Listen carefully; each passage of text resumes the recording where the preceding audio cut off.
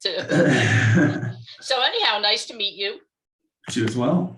My first question for you is, and I don't know if you're going to give me this answer, what does JD stand for? So I get that question a lot. So JD stands for John David. Oh, very That's nice. that's what I went by my entire life when I was in trouble. Always John David. And then I changed my name to JD in high school like 20 years ago before music was even started. So it just kind of stuck and became a stage name. Okay. I did see that you got a late start, college. That's actually a late start. Yeah, it is. Yeah, I discovered guitar in college back in 2002. My grandmother passed away, and kind of took the guitar back to college after her funeral. Found it in her house, and just it started became a hobby. And then one thing led to another. Started playing some clubs and festivals, and realized I could make a living doing it. And as the years progressed, my talent did too, and everything fell in the path. And it's been a wild ride. It's been a lot of So you fun. were self-taught. Yes, every bit of singing and playing was all self-taught. Okay. So when you say singing, you're also songwriting, right?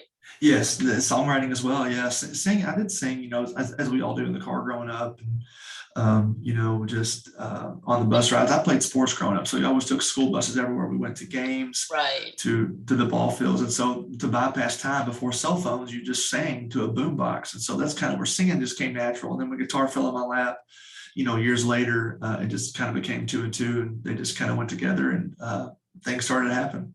I'm going to ask you what kind of guitar. Was it a Martin? Was it a Gibson? No, it was a junior size Epiphone. It was a smaller size. You couldn't plug it into an amp. It was just a wooden guitar, and Right. I still have it. Still sits in my studio It's in the corner on a stand. Oh yes.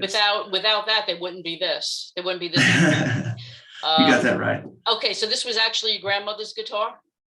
It actually belonged to my uncle. She bought it from my uncle when he was a kid, Okay. and after that, it just sat and collected dust for years and years. And then next thing you know, I came across after she passed, and I was just like, wow, I remember it when I was a kid, but never enough to pick it up and want to play it. And then when I got older and, college, I had some more free time, and sports was kind of out of my life. It was just focusing on education. Guitar just kind of came into play, and it just happened to work out. And I picked it up really, really easy. So I was very thankful it worked.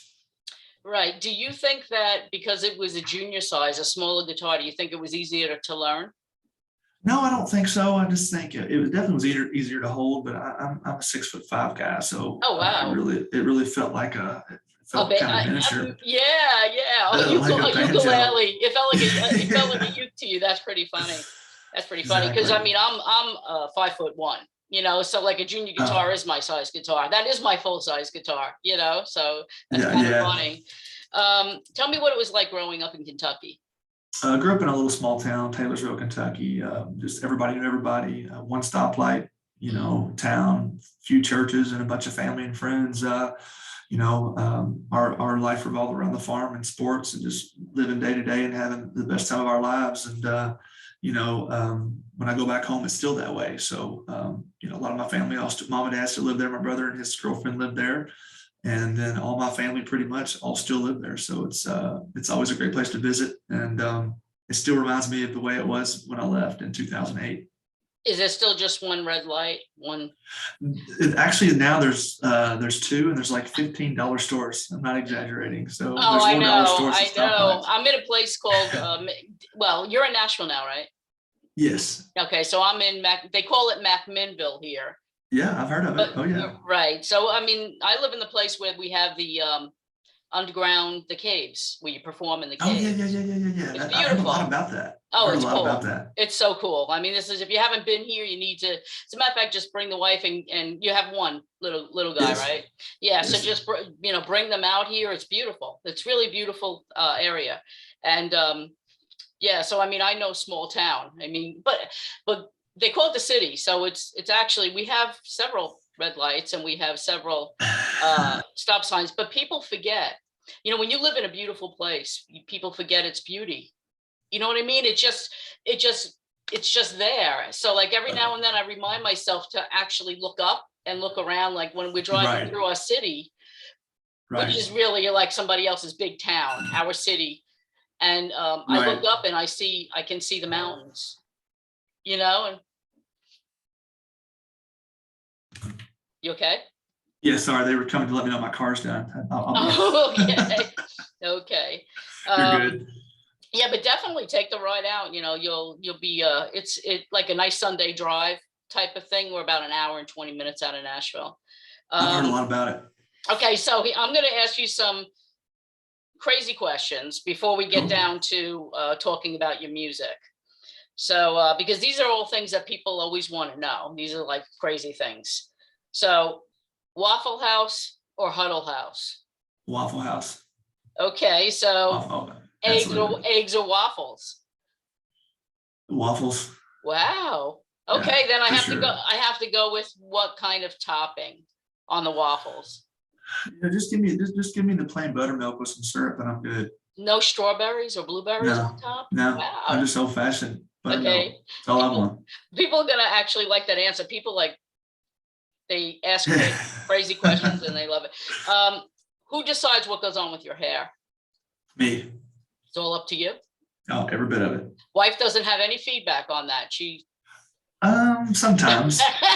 This is actually a new hairstyle actually, so I'm trying to grow the back out. Oh wow. And Something new. you got that at like a local Yeah. grooming place in Nashville, right? And it's called the barbershop. Is it really? So it's straight up, but it's straight up on top and straight out in the back. Yeah. Yep. Yep. That is different. It's It's almost like funny. a mohawk, right? It is, Like and it's like funny. a full. I actually woke up like this. No, you didn't. I swear. No, you got product in that hair. Well, that's from last night. I just basically I sleeps just perfectly because you Oh, on that's your too pillow. funny. That is too Yeah. funny. And it just Works out perfect. Okay, so what is your child do? How old is your little guy now? Jax is 16 months, and Is he playing with it? Does he play with your hair?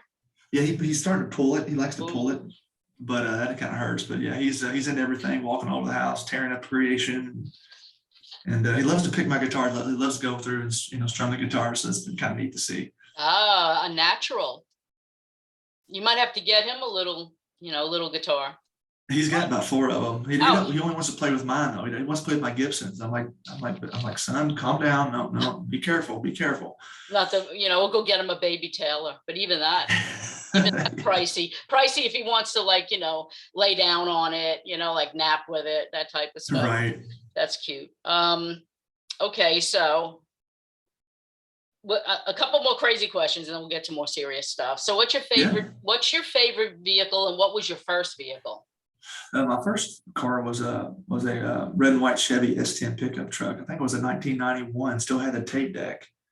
And then I would say my favorite car would be the new Corvette. I mean, I'm a huge Corvette fan. I don't own one yet, but Corvettes are built in Bowling Green, Kentucky, which is actually between my hometown and Nashville. So I pass it on a lot of the weekends. I'm over like daydreaming as I pass it. So what torture? That's torture. It is. Yes, it sure is. Okay, and will it be red when you get it? Will it be red?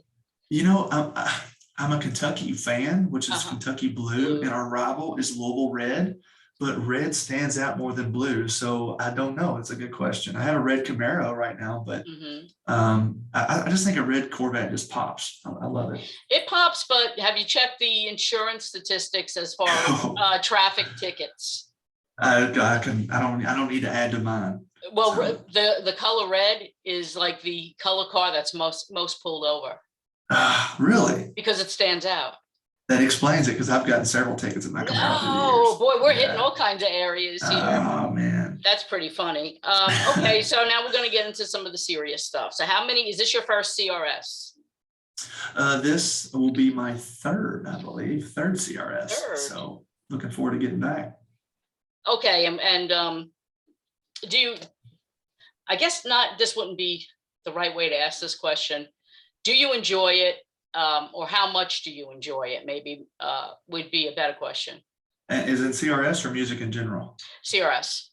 I do like CRS. It's it does help me somewhat. I mean, you do get to meet radio, but they say that, but then again, a lot of times you just don't know who the DJs are. You're in a room full of people, and without a name badge or whatever, it's just really hard to meet radio down there. But like I said, it's a good place to network. Right. I've enjoyed being down there when I've been there. The first year I think it was in 2018. I had a single that was in the top 30. So I got to showcase at the hotel, which was really cool. And, I got to meet a lot of my peers and stuff and other artists. So that was neat.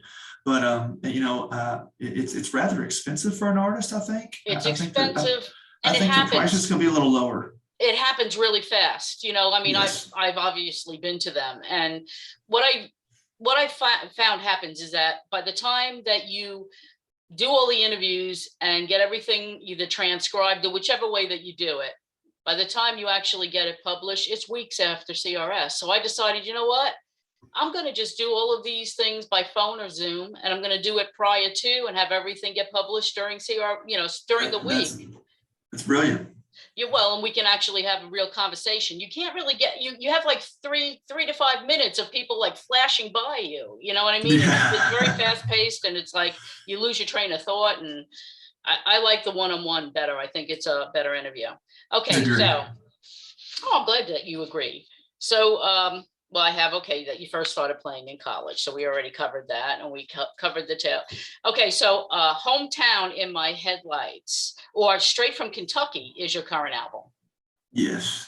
Yeah, we put that out last year. It reached number 9 on the iTunes country chart, which was huge. We had 2 songs off that record. One went number 1 on CMT, and the other, Hometown in My Headlights, was my single on radio. It landed in the 40s. It did okay. I've had a lot of fun playing it all over the country. And that video reached number 2 on CMT. So we've actually had a remarkable year with video and tour. We played over 200 dates. And so this album really helped bring all that in, helped us with momentum. And so it was our debut in People magazine last year because of this record. So this record's just been great. And the best part about this record is I paid this record off with 2 shows. I had a hometown show that brought 10,000 people to my hometown. And the next show I played, all the money I made in merchandise paid for the album. So you can imagine, as an independent artist with no backing, with no label, what a proud moment that was for me. Right. Well, you might have a big enough fan base where you could have kickstarted it too. Yeah, I thought about that, but I didn't want to ask the fans to pay for it. I just didn't want to go that alley because I had such success touring, and I'd saved a lot of money. So I definitely had the money to back the album. It's just, albums can get expensive. And so you want to get the best songs and write with the best writers and compile all this for the best project. And so I spent a lot of money on this record. And you got to pay for the session players, and you have to pay for the studio time. And I mean, there's a lot that goes into it. Even harmony singers cost $150. I mean, little things you don't think of are expensive per song. So yeah, I didn't know that. I did not know that. I'm a fellow songwriter. That's why I'm in Tennessee. So I'm going to ask you, where is your favorite place to write? Probably my home. I like writing at home. It's one of the most comfortable. I have a music studio at home. I just, go in, shut the door in complete silence, and can turn on the lights. I have these really cool uplighted walls in my room that kind of give it a good, cool little glow. So it kind of really gets you in the mood to write and think. So it would be home. Mm-hmm. I've gotten some really wild answers, like in a tree, in a tub, and not with not any water, but just in a tub, with pillows. Like, people say, like, you get the craziest answers. So I like to ask these kind of questions. That's hilarious. I'm gonna say that next time. Yeah, I know. Say in a tub. I like to do it in a tub. Let's see. Oh, I forgot the celebrity crush question. Who was your first celebrity crush? Probably DJ Tanner, Full House first. And then Jennifer Aniston still. Really? Is it the hair? Everything. If I say sports broadcaster, it's Shannon Spake. I love Shannon Spake. Right. And DJ Tanner, that would be you talking about Kansas? Her real name is Kansas. You're talking about Candace Cameron, yeah. And she's busy. She's like on Hallmark. She does all of these. Yes, she is. She's busy girl. And she just had her heart broken because of Bob Saget. I know. What sad news. Gosh, that just devastated me too. I didn't even know the guy, but I felt like I did because of Full House, Well, I will tell. Yeah, you must have grown up with Friday nights, TGIF. I did. Yes, ma'am.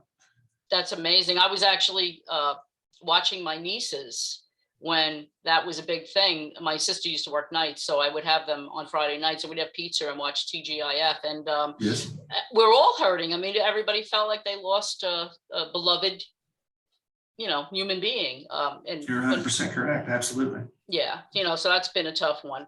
Okay, so we're gonna wrap it up. I don't want to keep you all day. But I want to know, where can people next see you perform? Let's see. My next show would be, I'm actually playing, I'm going to be a special guest at a Red Cross Gala this Saturday at the Omni Hotel in Louisville, Kentucky, to raise money for Red Cross. And then next week I'll be in Nashville at the Assembly Hall on the 8th. And then next February the 12th, I'll be playing a full band show at this place called the Gatewood Gallery in LaGrange, Kentucky. So we've got actually about 35 dates booked for this coming year. We'll play about 200 once it's all said and done. So this year has been pretty crazy. Usually I don't book this many shows this earlier in the year. For the first month, I've got 30 on the shows on the books this summer. So you can find out more about where we play, jdshelburne.com. You can be able to find all the festivals, fairs. We'll play a bunch of them this year, so I'm really, really excited about it. Who's booking you?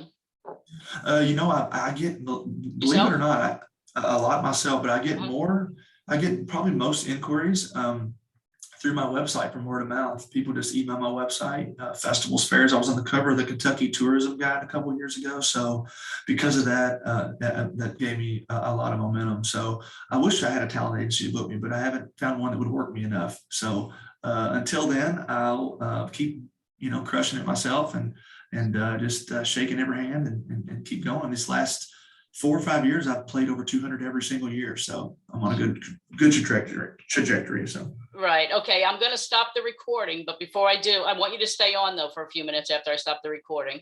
And, Okay. but I want to say thank you very much, everybody. You heard that. Heard where you can get his music. And I know you probably, I don't know if we should touch on Spotify today, but we don't want to get political. It's crazy, but people can stream you at Spotify. They can see you. They can get you at what? Apple?